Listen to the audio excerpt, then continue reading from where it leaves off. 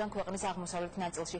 საქართველოს საგარეო უწყებამ მოუწყდებს საერთაშორისო თანამეგობრობას დაუყოვნებლივ მიიღონ ზომები საქართველოში ჰუმანიტარული კატასტროფის და სახელმწიფოებრიობის განადგურების შესაჩერებლად.